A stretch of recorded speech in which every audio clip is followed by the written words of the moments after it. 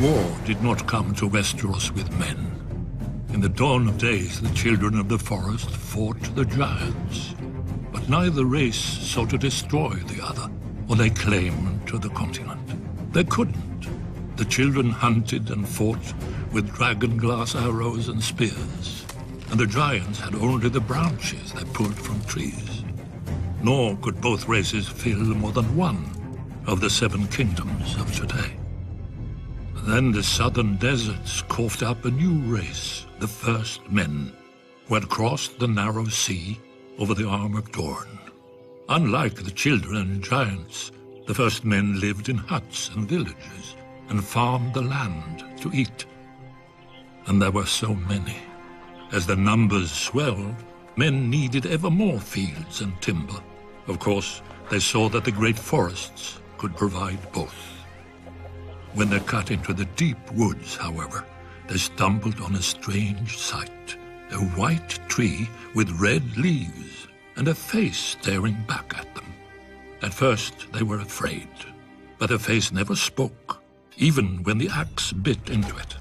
The first men didn't know what a weirwood was.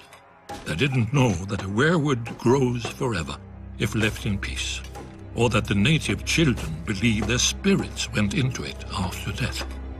The children had no letters or runes, all of the history, songs and prayers, only the trees remembered.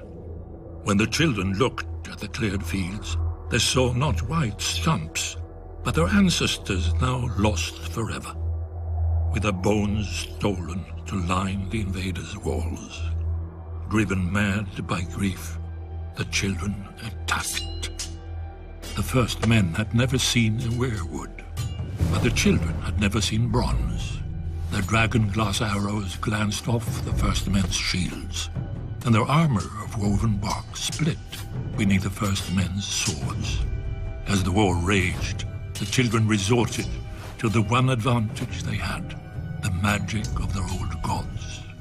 Their green seers enlisted dire wolves and snow bears, cave lions and eagles, mammoths and serpents.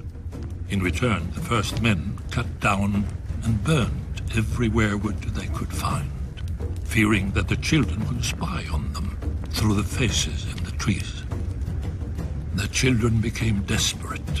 Their green seers called down the Hammer of Waters to break the Arm of Dorne, destroying the bridge that men crossed into Westeros, and to flood the neck to contain men to the south.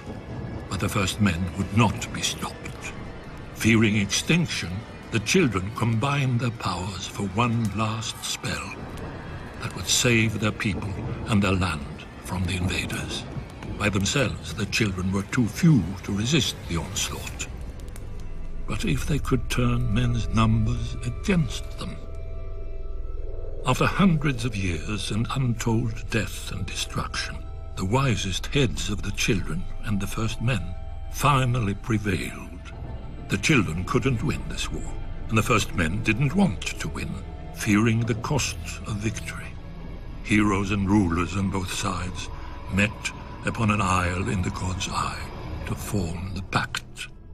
The children gave up all the lands of Westeros, save for the deep forests, and the first men swore that they would no longer cut down the weirwoods.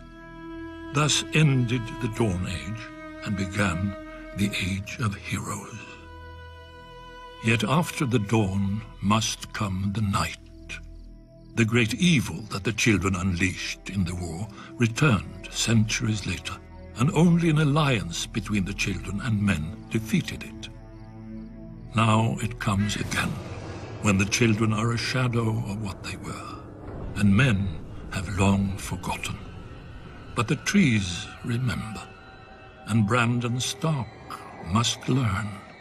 Or, as we watched the first men, so we will watch the last.